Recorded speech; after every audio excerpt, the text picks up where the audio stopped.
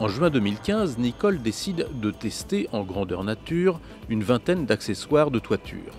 Des tests effectués sans obligation réglementaire à Nantes au Centre scientifique et technique du bâtiment, organisme indépendant.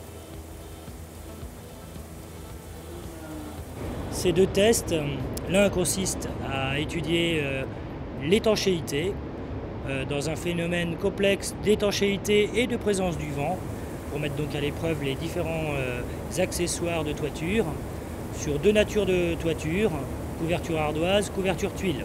Les conditions pluie-vent très défavorables consistent à 130 mm par heure d'eau associée à 50 km/h de vent. Ça signifie que c'est un événement qui apparaît une fois tous les 28 ans à Brest, tous les 80 ans à Perpignan. Donc un événement très sévère du point de vue des concomitances pluie-vent. Ah ben, il est vraisemblable qu'il n'y a rien qui entre. Ouais. Parce que là, il y a une dépression naturelle, plus de débit sortant. Je pense que là, il n'y aura plus d'entrée d'eau. En fait, dans la nature, il y a peut-être des coups de vent plus forts, mais ils ne sont jamais aussi continus que 10 minutes réguliers comme on peut le voir là, quoi. Donc c'est rassurant. Test sans vent sous pluie diluvienne.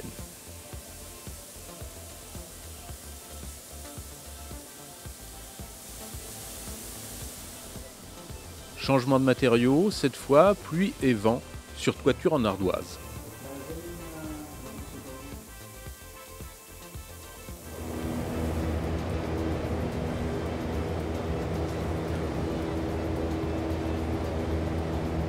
c'est quelque chose qu'on doit tester puisque le design du chapeau étant plus ouvert, on doit vérifier qu'il n'y a pas d'entrée d'eau qui pourrait abîmer le moteur de la VMC en fait. Au vu du débit d'eau et du vent, c'est tout à fait acceptable et tout à fait raisonnable. Alors ces tests-là, ils ont deux rôles pour nous.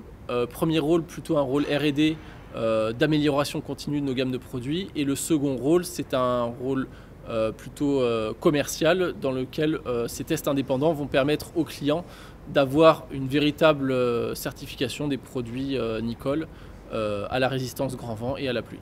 S'il devait y avoir le moindre problème lors des tests, ça permet justement de pouvoir améliorer avec la R&D le produit avant sa mise en œuvre sur le marché.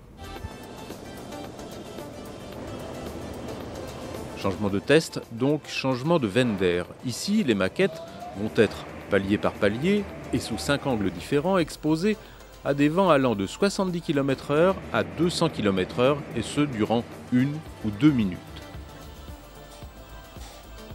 Alors l'autre test a consisté à vérifier la bonne tenue à des vents très forts de ces différents accessoires de toiture. On a soumis donc à l'épreuve pour différentes directions de vent ces différents accessoires jusqu'à des vents de 200 km/h, ce qui couvre largement les vitesses de pointe associées à des tempêtes cinquantennales, donc qu'on retrouve 2 fois dans le siècle, sur l'ensemble du territoire français.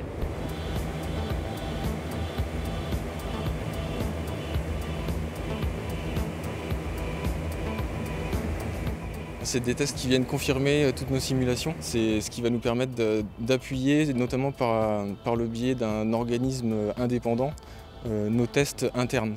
Puisqu'on réalise des tests en interne qui nous permettent d'avoir un premier niveau de satisfaction. Et de manière à pouvoir communiquer vers nos clients, la valeur est plus importante évidemment quand c'est fait par un organisme indépendant.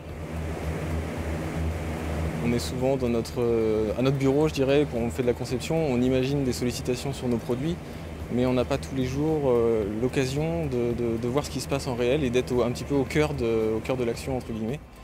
Et donc oui, c'est relativement excitant, et c'est intéressant pour nous, oui, tout à fait.